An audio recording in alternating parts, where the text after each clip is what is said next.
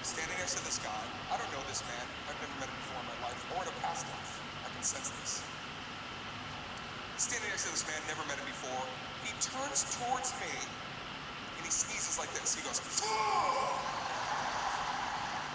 and at first I think I'm gonna go off on this guy. And then I decided, wait a second, Dave, don't do that. Take the high road, try to be polite. So I turned to him, and this is what I said. I looked at him and I went, God bless you. Yeah, I said it like that. I said it like that. God bless you.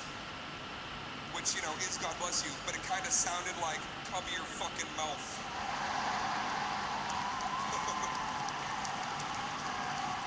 Yeah, incognito. I turn to the guy. I say God bless you, by the way, when someone sneezes. I don't say bless you. I don't say that because I'm not the Lord. I can't do that. I'm just a messenger for big guns upstairs, you know what I'm saying?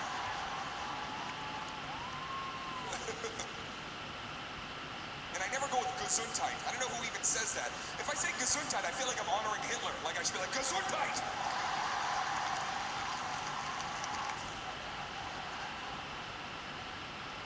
God bless you.